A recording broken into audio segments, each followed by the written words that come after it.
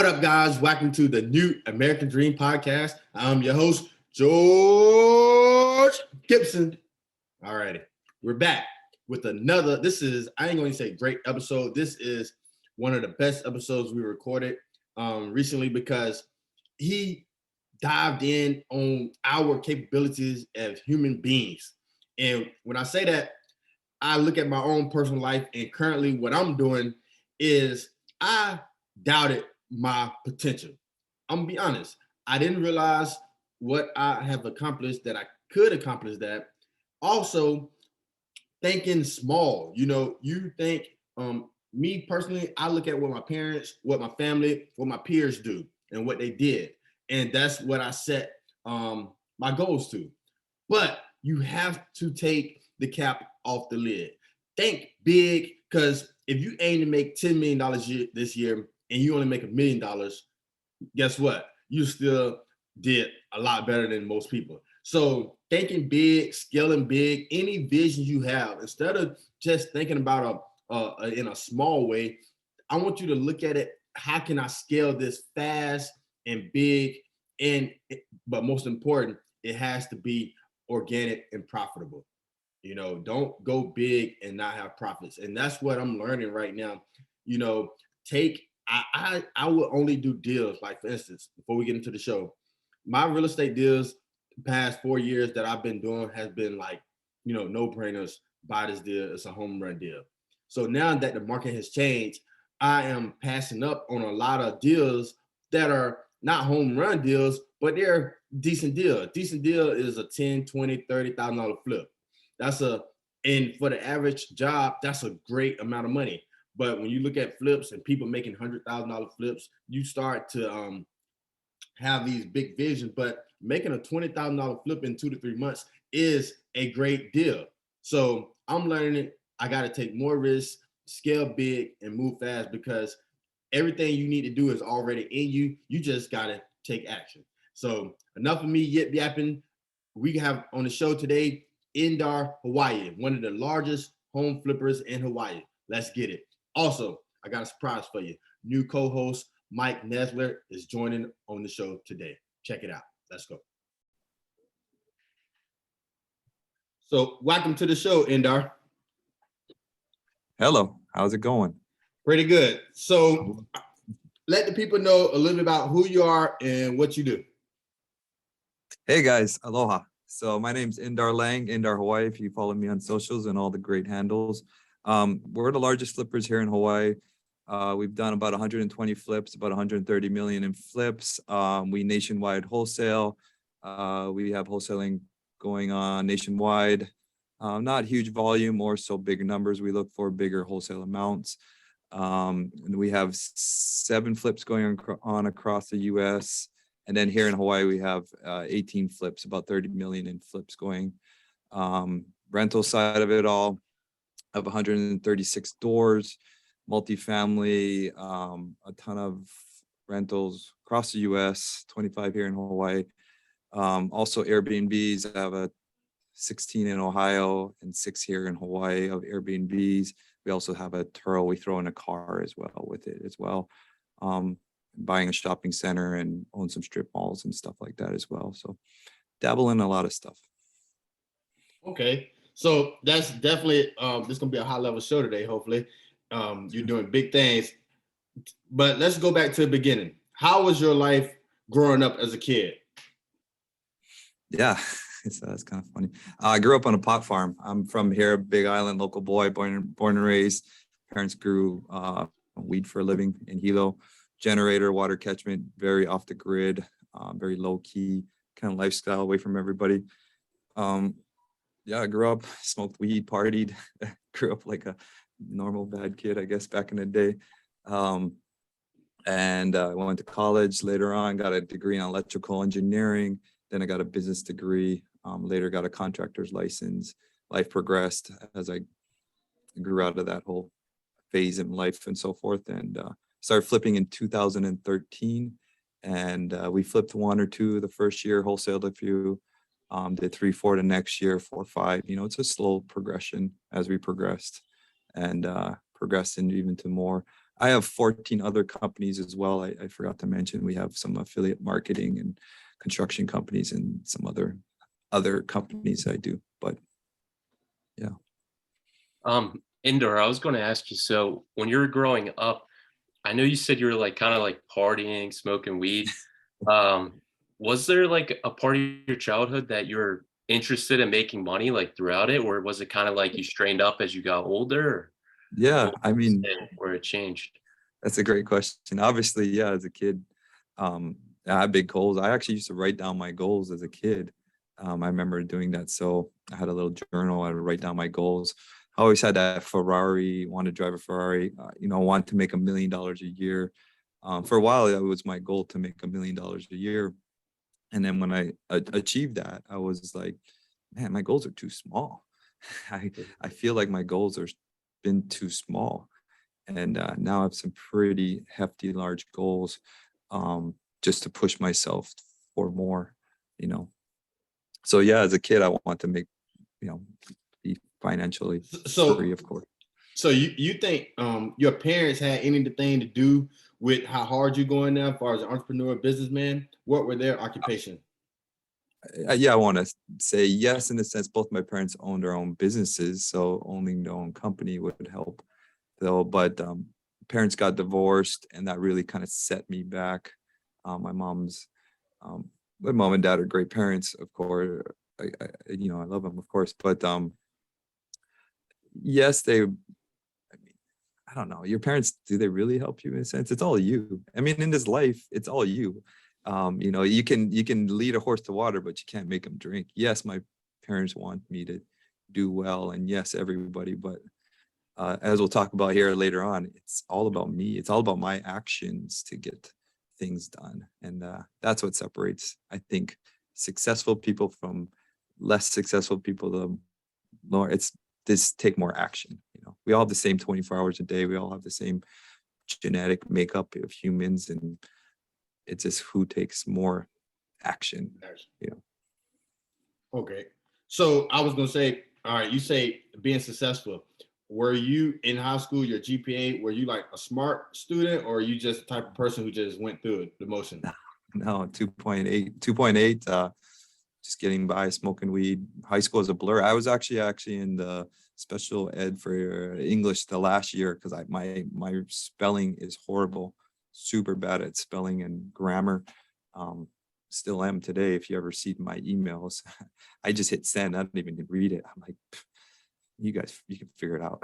And look, hey, so all right, Mike is fresh out of college, right, Mike? Yeah.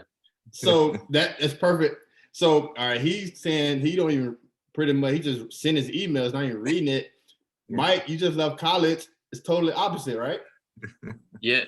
I mean, I started my first job about 4 months ago in accounting. So nice. Right now, I have to send a lot of emails, and now I'm double checking them before I send anything to clients and stuff. Because I mean, I have all right grammar, but it's nothing to write home about. I know that I spent 4 hours every morning on emails, man. You guys don't even know, and I don't even have time to. I just like send, like I got to get to the next email, and it's building back up. It's such a chore. So do you think college is their time? I think college is overrated, man. I got a degree in electrical engineering from college, and the only reason I think you go to college is one, if you're going to be a doctor or a lawyer or a profession that's really, really worth it. But I think it's better to learn about business, about entrepreneurship. You can spend that same 4 years, even if you went to school like a construction guy, you're going to be a carpenter. You can be ahead of being a carpenter for 4 years than, getting a degree at school. And I think our schooling system is definitely lacking teaching how to start a company, how to open a bank account, how to balance a checkbook, and learn about profit and losses and taxes. They don't teach that stuff in school. And actually, that's my new side vision in life, is I'm actually going to start some just nonprofit education for kids and how to do some of those kind of stuff, how to open a company, start a company, open a bank account, get credit cards, the point of taxes and why we do I don't believe in having an 800 credit score. I believe in using your credit and leveraging debt and so forth. Okay. So this is probably like a selfish question, Indar, but you No, high level thinking. I love that. Yeah, I'm in Florida, right? And we have a crisis. Like I'm selling properties for a guy. He own a bunch of rental properties. So the first option was to give the tenants the opportunity to buy the properties. So just like you said, a lot of people don't know about credit. So say the property worth $100,000, he was willing to sell it to the tenants for 75% because they own these properties for over 30 years. So they had made his money. But not one tenant was able to purchase the property. And it's like it's missing out, And I'm trying to come up with a solution. Like here in Florida, where I'm at in Vero Beach. They could do a DSCR type of loan. DSCR loans are really easy for the tenants to get. And it's basically saying it's a cash flowing property. So that would be one option, or have this creative financing. And we do a lot of creative financing deals. If you want to talk some high level, that's how we've been putting offers in right now. We literally, I just locked up it was a 9 million deal in Ohio. And I said, hey, seller, carry 25%, carry the down payment, and I'll get a loan for the bank. So it's creative financing can be a great structure of deals, especially with our market now.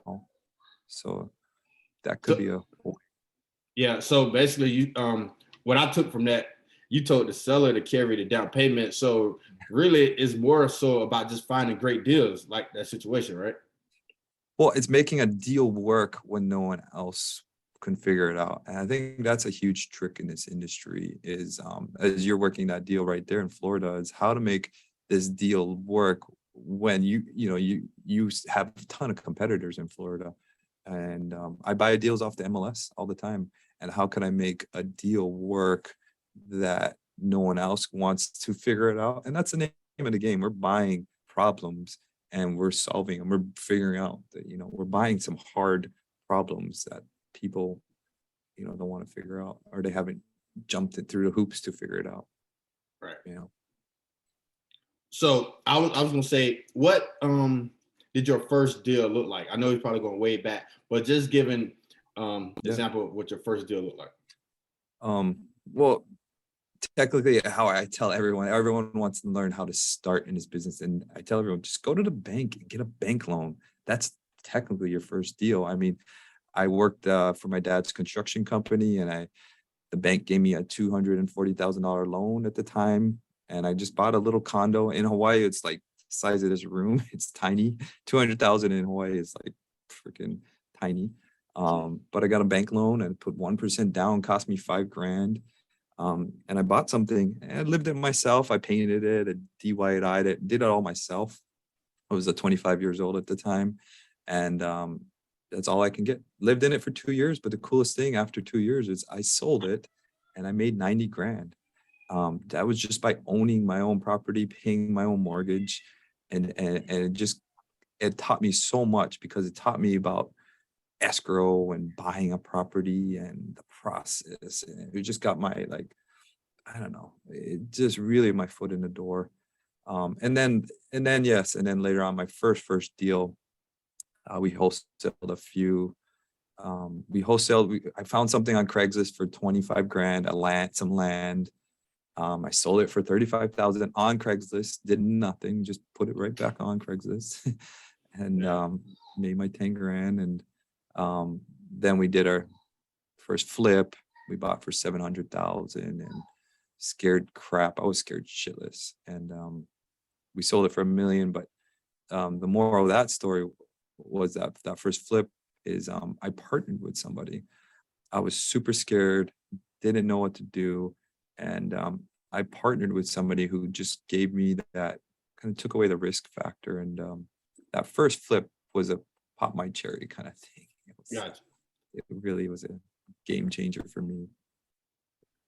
So I was going to ask you, what would you tell someone that, I know you're in a very expensive market in Hawaii, and a lot of people might not want to invest in that market, but obviously you started and are still doing that. What would you tell someone that maybe they think they're in the wrong place, or there's not opportunities around them?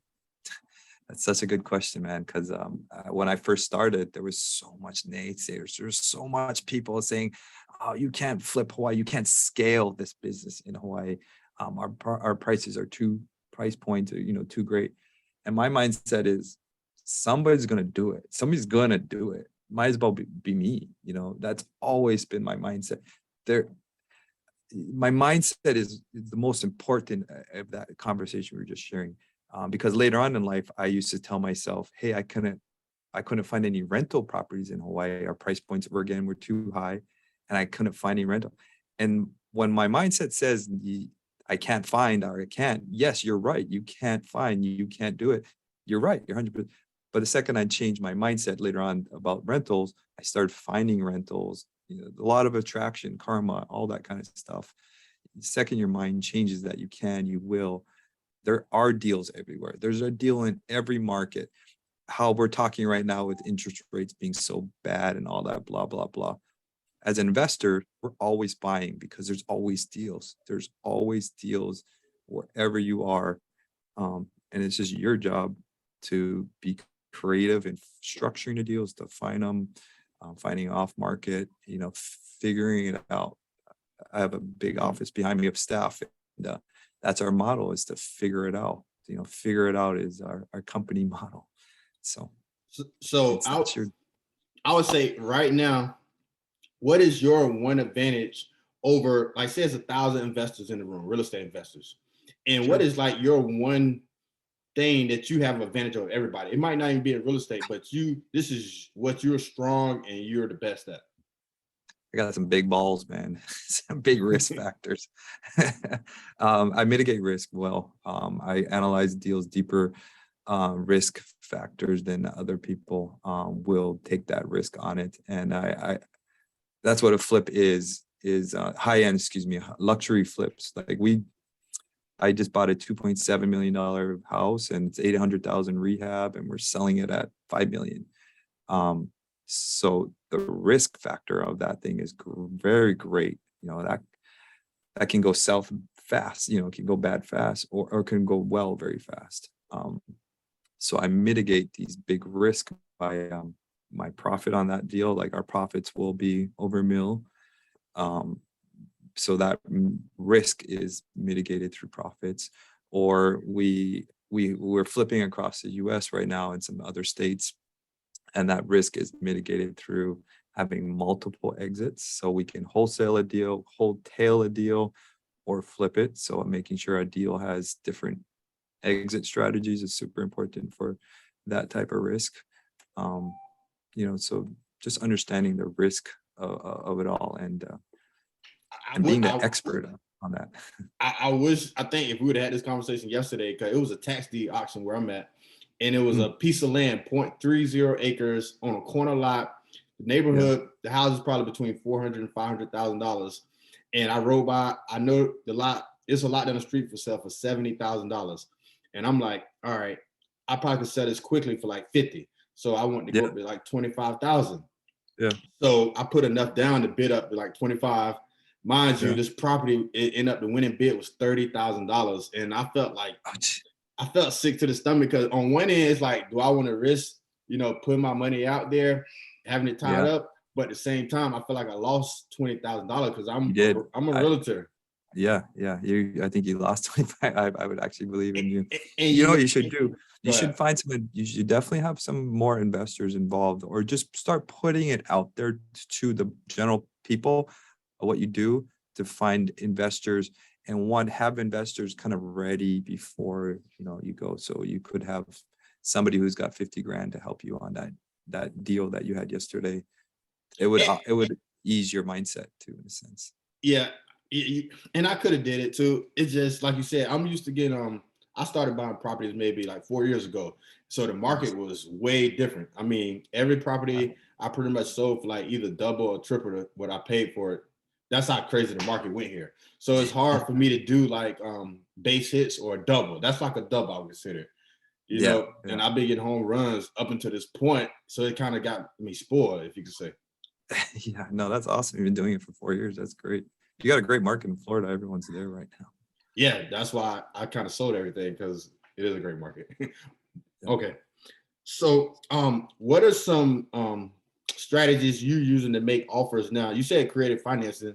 So, a house on the MLS right now, it seems like everything's overpriced.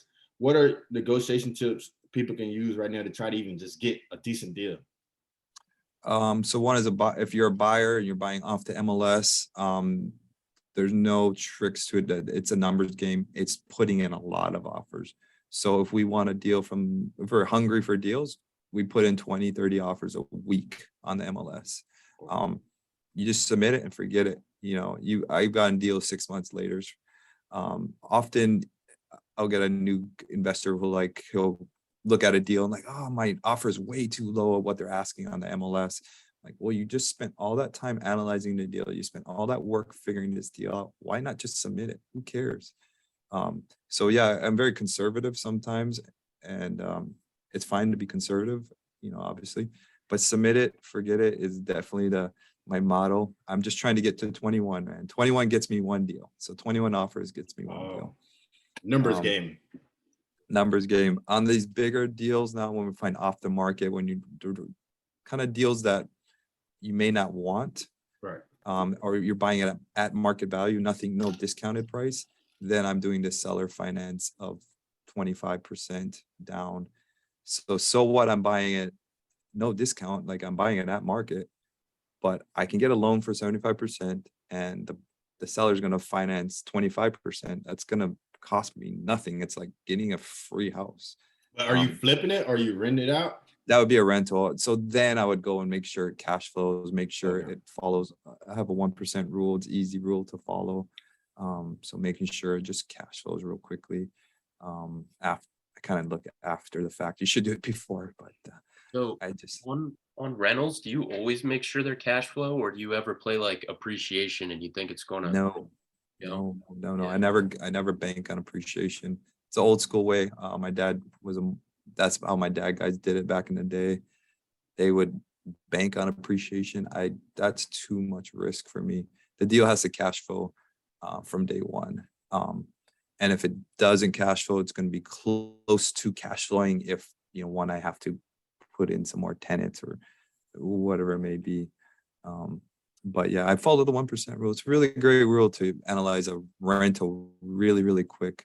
And just to state it, so everyone out there and listening, is anything you buy, say it's $100,000, it needs to rent for $1,000. So you can just use that rule of thumb really quickly. If you're buying, $200,000 house, you need to get it for $2,000 of rent, minus any maintenance fees as well if it's a condo.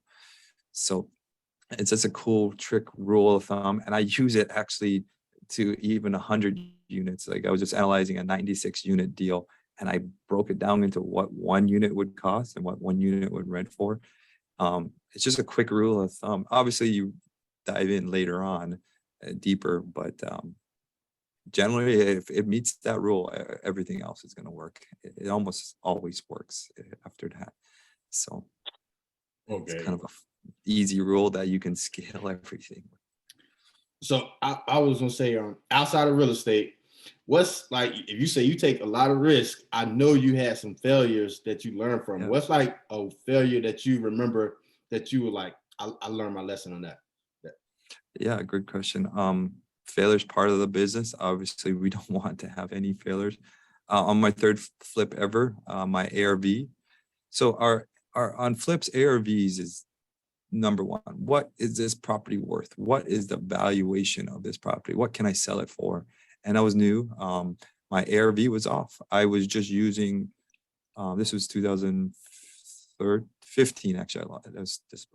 I was using a condo, and the condo had one other valuation of I think it was like 800,000 or something. One other unit sold at 800,000. Everything was at 600. And I was banking off of trying to sell at that one comp. And a combination of everything bad happened. I had removed the asbestos. We got hit with $30,000 of fines for doing so. Project sat for a long time and it didn't sell. A combination of just everything all in once, and I couldn't sell it. And I just got out under it and just I lost 80 grand. I lost 80,000 on that deal. It felt like a kick in the balls. I'm serious. It felt like you feel that in your gut, man. For a year, like you feel that gut for a long time. It's a really shitty feeling. And that's something. I mean, I was looking at a property in North Carolina. I'm in Florida, but that was the one thing. It was like 2 acres, 140,000. Here in Florida, 3-bedroom, 2-bath. That's like an awesome deal. But I couldn't. That was like more in the rural area up in North Carolina. So I'm like, I don't know what ARV would be. That was. Yeah. I don't know. Yeah. The rural stuff is definitely hard, and they can be longer sales too in the rural. Like, so your hold times could definitely change. But yeah, when I took that loss, I still paid back all my investors, all contractors, everyone got paid, and I just moved forward. I could have been scared and ran and did something else. I have an engineering degree, so that's I could go back to that. But I kept moving forward, did another flip actually in the next month, made 90 grand, so made up for it. And I've never looked back since, and been doing very well. We broke even on a few, but we've never had any big losses. The other learning experiences I would say is partnerships. I've had a few partnerships where I end up doing the whole damn job, and partners become, I don't know, partners disappear and start doing some weird shady shit sometimes. But do you it's hard to think find. because they know they're partnered with somebody that's gonna get it done, so they can lack? I think so. I think I take over too much. I don't know. Partners they always are great, and they start out great, but when the shit hits the fan, that's when you see how a partnership develops into whatever it is. When things are going bad, and whatever it may be, normally money's involved. Will that partnership stand the test of time? Because this business, it's some ups and downs big time, and you got to figure out how to get through when there's no money or something like that. There's been often times where I'm like, where's all the money? And we didn't raise correctly on a deal or something when I was starting off. Right. So what do you think, like, what's your why? What's your big, like, I always say this question: if God was to whisper in your ear, like, this is what I want you to do, like, why are you here on earth? What do you think, like, what's your purpose? What's the big goal here? So my vision is basically a vision of my business and my company has dramatically changed. It used to be the normal make $1 million a year, and kind of felt like that was a normal goal of everybody. Right. But now it's dramatically changed, and now we have a bigger vision of my current vision is to be owning 150 million in property, to have 84,000 of passive income. So net passive income, meaning that's all cash flow net meaning after everything. So that's $1 million a year. And then my flipping company making another $1 million a year, and then affiliate companies making another 500. So that's all great, and that's great money. But my overall vision is actually to build 5 generations of wealth. Making $1 million a year is great, but that don't mean crap. What's more important is your net worth and owning property and passing it on. That's generational. That's like wealth. Like, would you rather make $1 million a year, or would you rather have $1 million of income from a rental or so forth? So I think generational wealth is more badass to me. And five generations of that. Yeah. Jeez. Yeah. So that's my goal. And then I have a side passion. I want to teach kids about how to start their own businesses and how to develop and so forth. Okay. I was gonna say yeah. Okay, so if say you knew you only had maybe 100 or 1,000 weeks left to live, what would you do different in life? Like, like some people get like this, you got 1,000 weeks left to do whatever you want to do, and that's it. The clock is out. I spend every minute with my family, my kids. Right now, my kids are my world. That's, I can't answer any differently, but spend time with my kids. Once you have kids, you'll know. Yeah, You guys no, I yeah. do. I have a son. Yeah. That's kind Yeah. of what made me even go hard. I worked. Yeah. I had my first son when I was 30. When he turned 1 year old, that was Yeah. my last day at the post office. Like that was it. I grinded that 1 year because I missed in my head, I'm like, I'm gonna miss his first steps. I'm gonna miss everything because Yeah. I was working 12 hours a day. So Yeah. that most definitely is like the number one. And now I got another child, and it's like on the way, it's like it Oh, wow. definitely it motivates you. Congratulations. Thank Yeah. you. It's like I think that's like the Kickstarter for any man. Yeah. Like that's like a Kickstarter. Definitely changes your whole goals and your structure of life and so forth. And yeah. So what's your leadership style like? As far as you got a lot of employees, you work with a lot of people. Mhm. What's your style? Well, first we hire smart, we hire right. I used to, I remember one of my first hires was to look for a personal assistant, to have an executive assistant. And I was going through a lot of girls, and I kept on going through all these girls and would hire them, and went through 5 of them, within a couple years. And then somebody turned me on to the DISC test, personality test, to personality traits. So hiring based upon personality traits was a game changer to me to help grow a business, to put the right people in the right position. Because often in an interview, everyone is a great person. Everyone's a super nice, and everyone is good people. That's going to come through the door. But is this the best skill set for them? We have a person who's very task orientated. They love to complete tasks. That's they're more better in an office, in an admin or a task orientated job, compared to the guy who's a salesman. He's not going to want to sit at a desk and you know, and do task oriented stuff. So the personality traits really helped me scale the company and grow. And then my first hire was actually having a virtual assistant and so forth, and then getting executive assistant and project managers. It's a hard. There's 2 different ways to hire. Either you Right. hire all at once and you suffer for the first year, and that's actually a way to hire and build a company. You just hire the whole company and losing money. Or the other way, which normal people do, like I did, is you kind of hire and fill as you need. And it's like a catch-22. Like you don't want to give the money, you're going to lose money. And it's like oh, that's going to cost me, but it's hard to scale and grow. I go through a mastermind with a lot of high-end people, and everyone's same problems: how to scale, what to pay, how to grow. It's definitely it's not an easy process for sure. So, speaking of growth, since you're an engineer previously, when did you know that it was time, or you felt like it was the right time to transition and go full into real estate? That's funny because I was fired. And I think everyone should take that same model. I was trying to juggle both. I was actually flipping and running, working for my old company. And I was trying to do both. I was flipping at night and answering phones and trying to do my full-time job. And I've already done I was probably 3 or 4 flips at the time. Was just trying to do both. And I think you should do it until you're forced to not, because it's nice to have the W-2 income.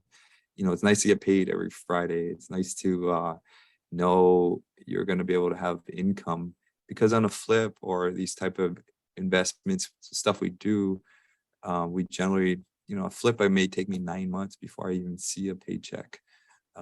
Or, if you're wholesaling it, it may take you a while before you actually get, a deal. It takes 30 days, 45 days to close a wholesale deal. So until you're fired, then Hey, you, hey, Indar, you know why he asked that question, right? why? Because he's got his accounting job. Yeah, Go ahead. I would do it until you're forced to, man. I would try to juggle it both and suffer, man. Do those I did late nights at 7 till 10 o'clock at night, analyzing deals and writing to agents offers, when I got home. And I would tell you're have to until one offsets the other, obviously, and that's where the grind comes in right there. That's the word grind. That's what it is right then and there. When I felt, because I was a mailman and I was feeling just like Mike just saying, like, win the moment, because I was scared. I had bills. And I think the one guy, I did one deal, and he told me, man, George, when you put 2 feet in real estate, that's when you're gonna see elevation. And I was in the mail truck, and I'm on the phone half of the time trying to do real estate. 'Cause I was a realtor, and I realized like they having meetings. I'm not thinking about no mail. I'm thinking about real estate. And I was like, you know what? I had did a house hack, and that was like the lifesaver because I had Yeah. no living expense. Yeah. So once I quit, it took time, but I think I'm 33, so it's 3 years ago. It take a little time to catch traction because literally when I quit, I was looking for another job. That's how scared I was, But Yeah. It's hard, man. Real estate's not an easy start, and it's a long road to success. definitely It's now not- though, because I think it's popular. Like with social media, people like to say, I'm a real estate investor. Like, I guess it's cool now. yeah. Yeah, I remember when I started, I was ashamed to say I flipped houses because it was such a bad word. Flipping is I was ashamed to actually say it. I always think about that. Like everyone, when you buy something and then you sell it for more, people sometimes give you a tough time, but it's like that's what everyone does in America. Mhm. They buy stuff for lower and sell for more. So Yeah, yeah. I I just mean, always that's think that, yeah. it's the biggest commodity that you mark up. We buy this pen from China for, I don't know, 90 cents and sell it for $5. But a house we can mark up a lot more to sell it, at market. We don't sell it over. We sell it what supply and demand dictates, just like anything. Just like we sell it for what people pay for it. We don't sell it for what somebody won't pay for it. So, Indar, the one thing I do like by looking at your social media, and this is crazy because me and Mike, we met down in Fort Lauderdale I don't know if you heard of Ben Mala. You ever heard of him? Mm-mm. He's a Oh real yes, estate. yes, I do. Yeah, Big Ben. Yeah, that big guy. Yeah, Yeah. So he had a yeah, real estate event in Fort Lauderdale. And that's yeah. basically, that was probably what, like, how long ago, Mike? That was like 3 or 4 weeks A ago. couple weeks, yeah, yeah, Yeah. probably So, close to a month now. yeah, it was about a month ago. But that's where I met Mike at. And I don't even go to real estate events that much, but see, I met somebody like-minded. But what do you around a lot of high-level people? What are some things that they help you with, and like the benefits of being around that type of people? Yeah. Well, I'm a little off subject. So the social media side you're looking at is just grown now. I'm a huge believer of not doing social media at first. Is to focus on your business, to grow your business, to grow, find deals, wholesale, like to market and do that side of your business and make money there, and then put your attention to social media, because social media takes so much away from your business, and it's a full-time job to succeed at it. I mean, I have somebody doing it full-time for me now, so I would definitely say to people get so caught up in to grow their social media, which is great, and you could definitely find a deal here or there off of it. But grow the business. But yeah, I pay to be around some high level people. I just came back from Maui Mastermind with Brandon Turner and Taro, and some really, that you had to be a millionaire. You had to be a big kind of dog investor to get invited to this. Right. Is invited only, and then you had to pay a ton of money. I think it was like $8,000 and hotels and flights and rental cars, and it's probably 15 grand, 20 grand with food and everything. Yeah, so that's what I'm A trying to week. get to. All Yeah. right, that's a lot of money, right? So how does the value come back? Like, I know you can't tell us all the secrets, but even the event we went to, it was like $200. But Yeah. learned a lot there, learned a lot. Being around people with my same energy is what I really enjoy. But what's something, you get from it?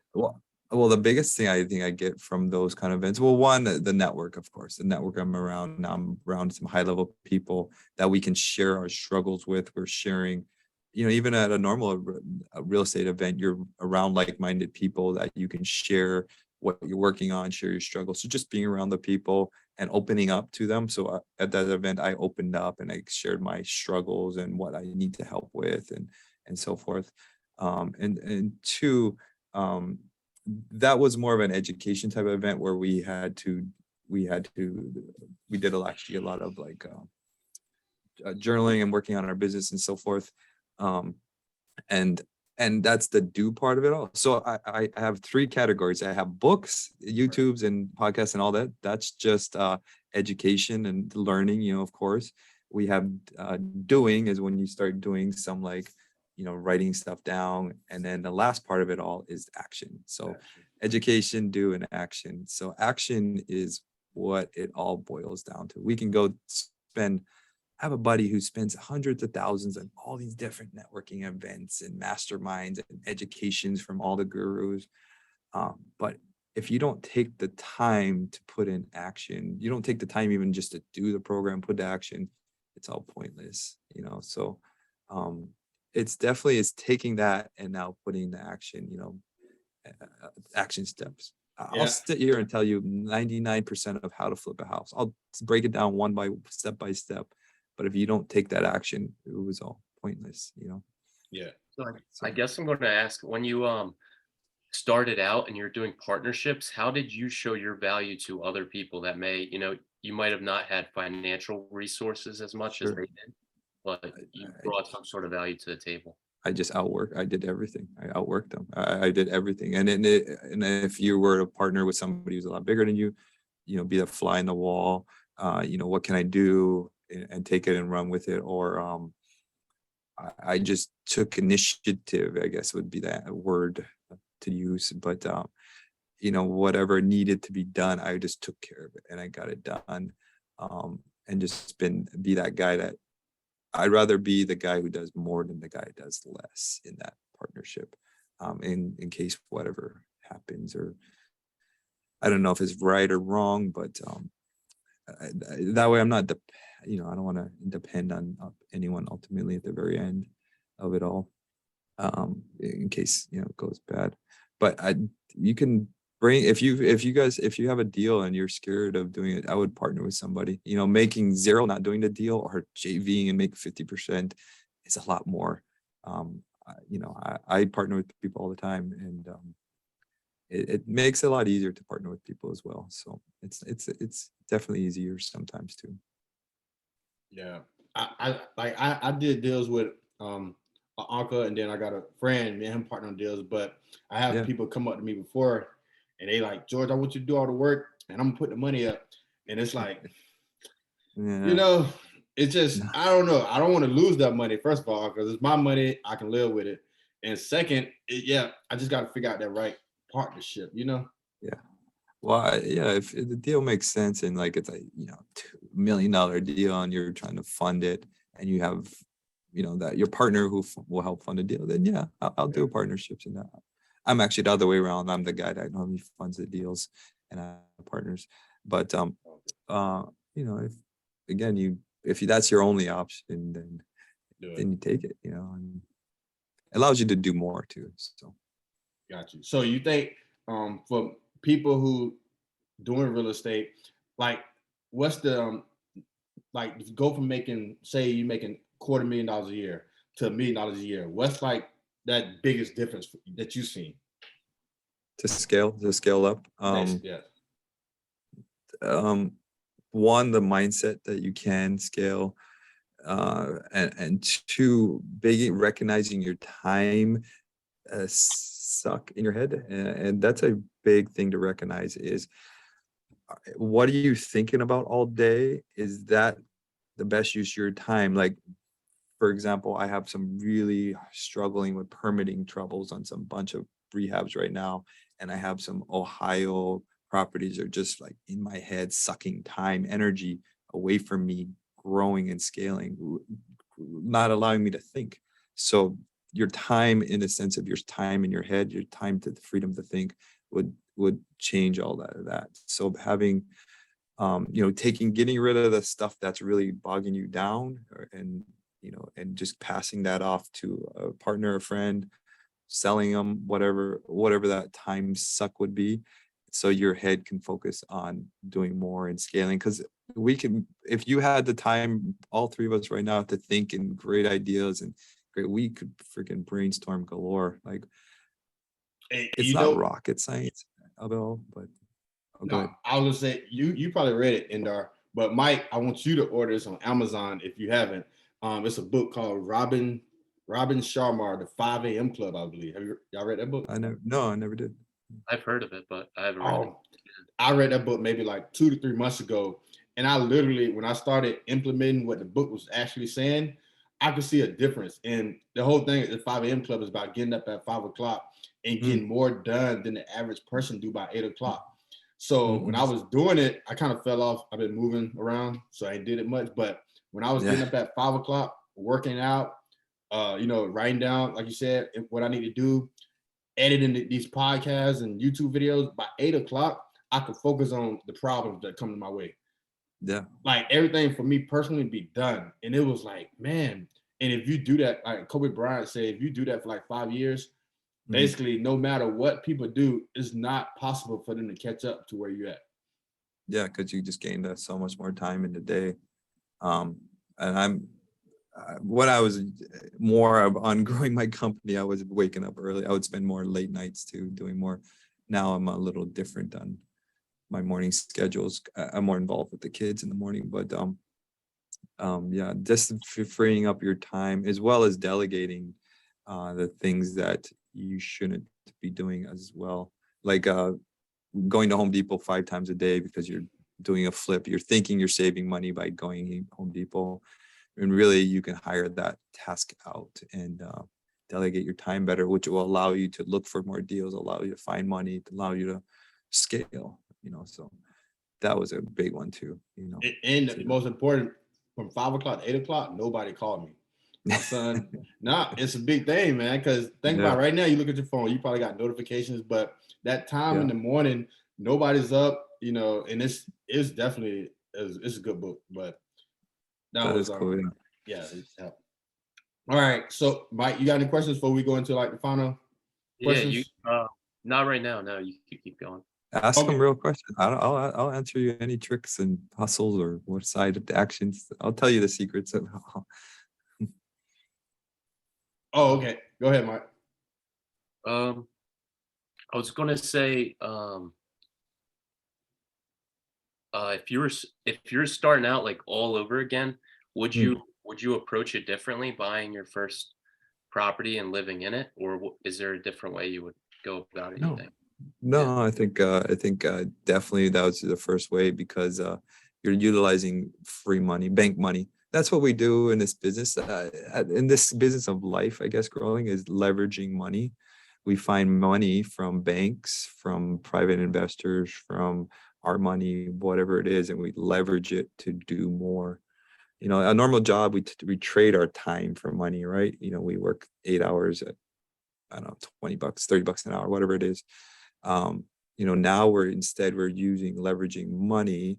We're getting a loan from the bank, hard money loan, even an FHA loan. We're leveraging money to leverage it to do more, to buy a property, sell it wholesale, whatever, flip it. So I would say I would find way more money to leverage. And that's ultimately what I do now, is I find more investors so we can leverage money together to make it work and then do more. That's the name of the dream. Trump and all these big guys, they just have a lot more money they can leverage, and you can do a lot more when you learn to leverage. Yeah, and I realized, like, when I got my taxes done this last year, and the tax person, the most of my income came from selling homes, and I spent a lot of time doing other things, and that's what I realized. Like, you can be busy, but what's actually making the score go up? Yeah. The next part is, now you got to learn how to not pay taxes. You're right. That's the next part, legally. Legally, right? But I feel like a lot of people are busy, but like I got a moving business, and we can do 1,000 pickup and moving jobs, but when I sell a house, like, it's a difference. Like, it really, and I be trying to explain to people, like, no matter how many hours I work at the post office, it doesn't matter what you work. Like flipping houses have seemed to been like the biggest factor to my success. It is definitely the house, real estate in general.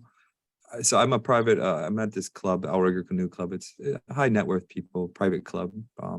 to get into. And everyone that are millionaires, they're very successful. Either they did real estate in life to get to where they're at success now, or they did whatever else and they have real estate as part of their portfolio. And so real estate in general has just got to be a part of your life to whatever, you want to do, I think. It just got to be. Gotcha. All right. So these like the final questions that I ask everybody. It is the first thing that come to your head. Okay? Yeah. All right. If you could, oh no, before I get into that, I did have one question. Mm-hmm. Brandon Turner, I talked to him before. He responds on Instagram, which I used to be surprised. But what is something like, you've been around him in person. I talked to him, like on this before. But what is something, because he really, when he was doing the podcast, that's really what got my motor. Like, I believe what he was saying. He got a way of delivering what he's saying to make it seem achievable for everybody. So what are like some things people won't know about Brandon Turner from just, being like, we see him on the internet, but being around him in person, what is something make him different? I think he's such a just generally like real human being. So I was over there last weekend with him. Actually got to see Hal Elrod, another beast guy.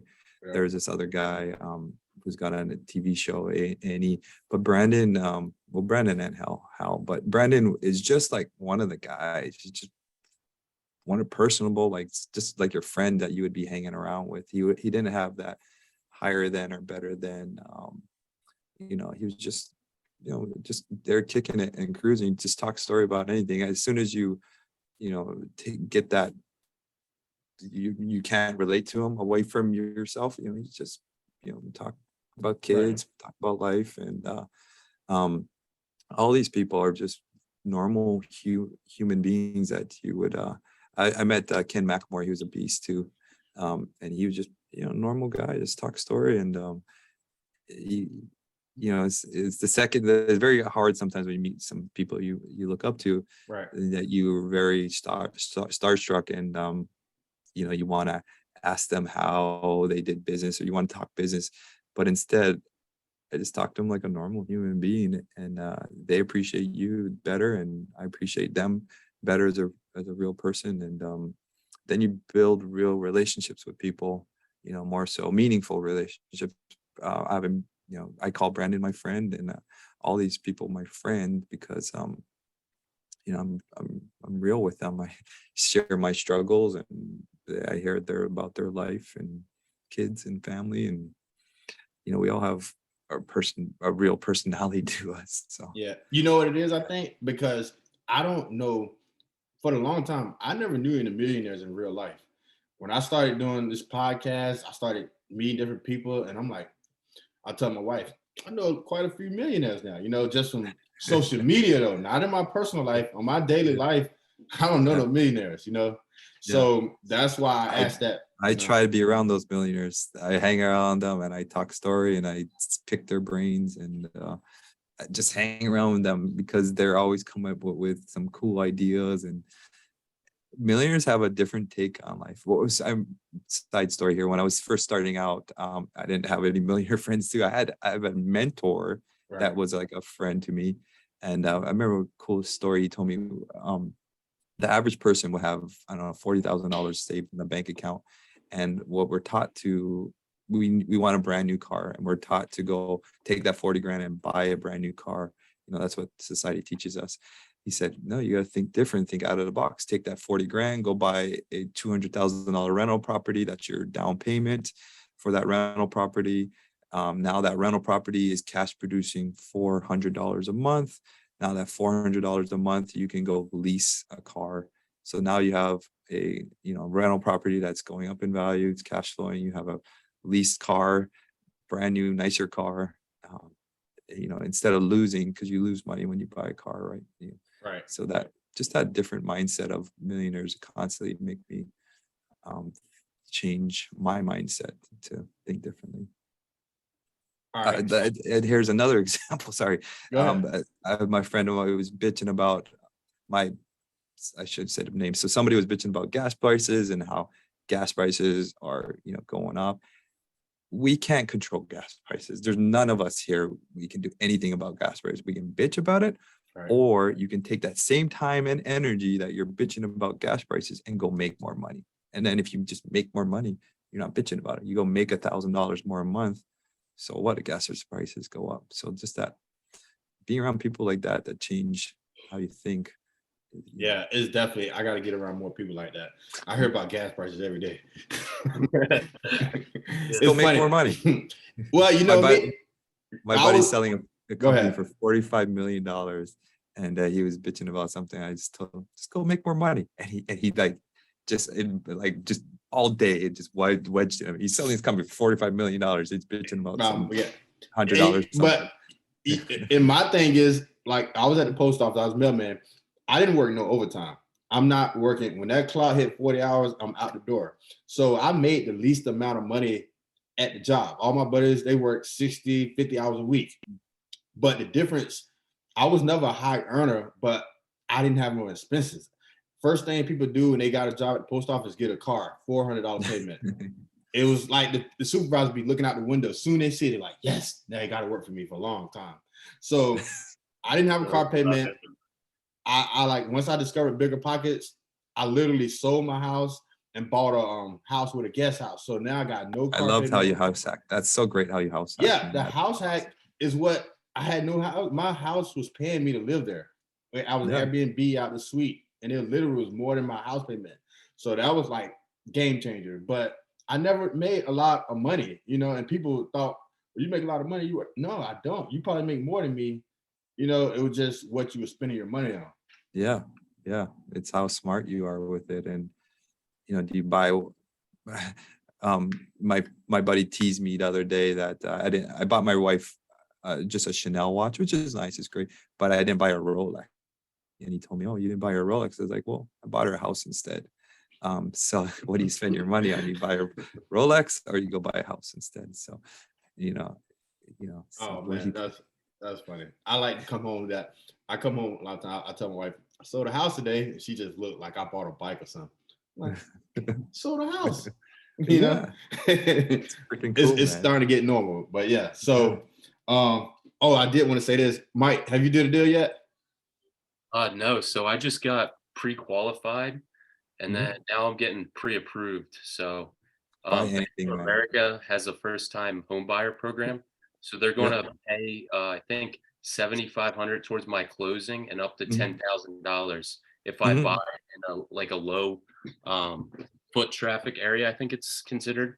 But so I've been checking out houses on the MLS. So now I'm like ready to start putting in some offers. Just put in offers and don't be scared to put in offers. The coolest thing about real estate compared to stocks or something is we have an option period. You get that property under contract, you have an inspection period, a J1, whatever your state is. You have an inspection period, so you can always get out of that contract. You can lower the price if you were off on something. So just put offers in. Don't be scared because you can get out of the contract very easily in the first week or two. It's really just put them out there and buy something now. Don't worry about interest rates. You can refinance later. You can figure it out later. And just I would suggest buy something now, live in it, sell it, or refinance it and rent it out, and then you can use that same FHA loan and buy another house. You know, you can play the long-term life goals of owning a rental properties and buy that first house. And refinance, get rid of that loan. You can reuse that loan again. Are you military by chance, VA? No. So this program's conventional, but it's 3% down in certain areas. So the PMI will fall off after I get 20% equity. But also I have my license in New Jersey, so I'm going to use that. So I'm hoping to get into it for basically nothing. Use your license to yeah. Do it, man. And just buy something. Don't be scared. Don't be too picky. Real estate, it's just the best thing ever to buy and keeps on going up. So how long are we gonna give them? In 30 days, 60 days, 90 days? Hey, look, you deposit some money in my bank account because I had it sitting cash. So they said I had to have it in there for 60 days. Yeah, they Oh. want to see you have enough in your bank account at the end of the month. They want the end of the month account. So you Really have 2 days to make sure to yeah. all over Yeah. brokerage. Yeah. tell your see.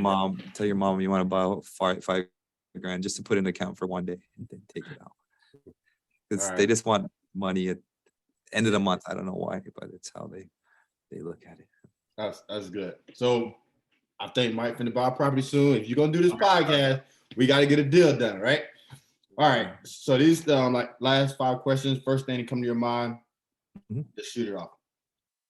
All right. If you could spend a day with anybody in the world, mentor anybody, who would it be? Mentor anybody, who would it be? Barry Schweitzer. He's the beast of this game. I don't know, many people know him. He birthed the Cosmopolitan Hotel. Guy owns like Marriott hotels. The guy's a fucking beast in the real estate business. People look up to some people, but these guys are behind the scenes. You don't even know these guys. Yeah. They're not even on social. But does he just do hotels or all real estate? He owns like a mortgage company. He's Oh. beyond this guy. He owns Marriott hotels. He owns the Cosmopolitan. He bird it, in Vegas. The guy has funds. He's a billionaire. Okay. I like to talk to those guys. Gotcha. All right, question 2. Favorite book that helped your success? The cliche is Rich Dad Poor Dad, of course, when you're young. So everyone should read that. My new favorite book now is The Goal. The Goal was a great book for me. It's to scale your business too. It helps. It talks about what is your goal, and then figuring out what's the bottlenecks to your goal. It's my number one. Some outside books. I love The Secret, that movie. I'm very into spirituality stuff and that kind of stuff. So, Okay. I can say all the cliche books everyone says, but I was gonna say, all right, because out of book, lately I've been like addicted to reading books in my free time now, right? yeah, And that's awesome. they all kind of say the same, but I don't want to say you got to do exactly what the books say. It seemed like I'm just getting a lot of information and I'm building my own brain, Yeah, exactly. Yeah, applying it all. It's hard because books just fill so much information. It's like you want to do it all right away, and right. Then you get Everybody got their own way of doing things. So now instead of me like reading a book and like I'm gonna follow him, I think I just take it for what it is. Yeah. Animal. If you had to say a spiritual animal that represented your personality, what animal would it be? I love the ocean. I paddle between islands, so I would say a shark. Probably a shark. I just love the ocean, and the shark's the beast of the ocean. Sharks are it's straight. yeah. That's pretty cool. So you surf or you do like paddleboarding? I grew up surfing. Yeah, I paddle between islands on a one-man canoe, stand-up paddle, spearfish. I mean, since a kid, grew up in Hawaii, you do all this stuff. It's part of your life style. I just swam with a shark last week. That's pretty cool. Yeah. So leading to that, what's the one thing that makes you nervous? And then the thing that makes me nervous is not nervous. I don't know, stress. I guess I hate stress. I get very sometimes stressful with what we do. My kids being unsafe, I guess, makes me nervous. Family and so forth. Not having that proper balance. That's another hard part of it all is how do you balance family and business? You kind of feel like you have to make one suffer if you want to succeed in business, and it's a thin line that gets crossed a lot. You're gonna take away from family time. You're gonna take away to really succeed, and so yeah, that makes me nervous. That's a tough one. Because I'm in that stage where I feel like I'm growing so fast, and I got a family that's growing just as fast. Yeah, you got a baby coming, man. Yeah, the next 1-2 years of your life is gone. And that's why I think getting up at 5 o'clock, my son get up at 7. Yes, just getting a head start. So when I come home at 3 or 4 o'clock in the afternoon, can I hang try out with not them. to use that Yeah. phone as much, Mhm. Okay. Yeah. Yeah. I'm nervous about getting my first property, but I know once it's done, I'm gonna be like, oh, that wasn't that bad. Yeah. It's I- such a good Yeah. feeling. And yeah, just keep pushing through that process. You can sell it later, you can refinance it later, you can rent it out. So don't be scared. I would actually rent it out or house hack it if you can. Yeah, that's what I was gonna Like, say, Mike. Because I mean, I live at home right now, so yeah, yeah. I would look for something you can put a roommate in it or a house hack it, or I would Airbnb it if, Yeah. you know, I and then you invited don't, them before, so and then you don't have to pay the mortgage as well. yeah. Most definitely. If you go big, fourplex, if you Mhm. can. If I can find a fort, that's like ideal. You should buy a fourplex. Yeah, 3 fourplex. You should. I'd have to do FHA for that, but the loan I'm doing right now is like 1 to 2, so Oh, okay. my eyes open, yeah. Well, you doesn't have to. It could look like a 1 to 2, but you just cut it up or you close a door and you finagle it. You can rent out a room like dorm room style. You all the same kitchen. Get your buddies to rent it. Knock on the door. Yeah, get one of your buddies you grew up with. Like, here you go, bro. Here's a room for you. Pay me rent. All right. So the old American dream would be you would be still an engineer, working 8 to 8, grinding it out, and retire. And then we'll talk to you about your retirement in 40 years. Yeah, That's the yeah. old American dream. What's your version of the new American dream? Right now in our society is no one wants to work. Everyone wants everything now and to be financially free. So everyone wants to work. But yeah, work to me now is pretty cool. It's not a work anymore. I enjoy it. It's part of my life. It's not work. So that's what I think the dream should be, is where it's not feeling like work. It feels like whatever you're doing in life, it feels like it's your passion. It's something that you're excited about, and doesn't feel like I'm going to work. It doesn't feel like I have a job, anymore. I want the whole world. I don't know if there will be, but to experience that, because I'm in Florida. We got a hurricane coming. I don't know if y'all have seen. Well, it's here now. But Yeah. I'm glad you got power. I'm on the East Coast. It's over by Tampa. But everybody I talked to today, like, they closed school, they closed jobs, and everybody happy. And I got a moving business, and it wasn't that bad. And we went to work. It's like you look at it different when it's yours and you enjoy it. Mhm. Like, if I was at the post office, I would have been calling the hotline, please be closed, But the fact that I love what I'm doing, we were still out there moving and shaking because it's not like work. I enjoy it, Yeah. Work's fun when you like doing it and when you're achieving your goals, I guess, too. Most definitely. I think, like, I wouldn't want to ask you right now, but maybe I'll ask you, what would you say your hourly rate would be to get you to come do something? Like, I know 500 500 an hour. Yeah. Okay. The way I think of everything is, you want to make $1 million a year. That's it's 84,000 a month, 7,000 a week, I think it is. So, or 7,000 a day, and it's like 400 something an hour. Yeah. So I just use 500. It's $1 million a year. Yeah. That's so crazy. And I think of that when I'm doing something. When I was on the flips and I was like helping put the grass in the yard, is that I pay a guy $15 an hour. Am I valuing my time at $15 an hour, or can I be making more money doing something else? So I always think of like, is what my time is valued. No, a funny question I always get is, people want to buy me lunch, they want to buy me coffee. I'm like, do you think lunch is $20, right? Do you think my time is valued at $20 for a lunch? You don't think I can go buy my own lunch at $20? So I always hate when people say, "Oh, I'll buy you lunch." I'm like, what? You think my time is based $20? Like, yeah. yeah. Now, and you look at it too when you stop. Like, now that I work for myself, I was making like $20 an hour as a mailman. Yeah. But now I look at it like, for me to go do something, to me, it's like around $100 an hour, and it seemed like a lot, but it's not really, because how much you can do in an hour now is crazy. Yeah, or that's what it rationally out to now, Yeah.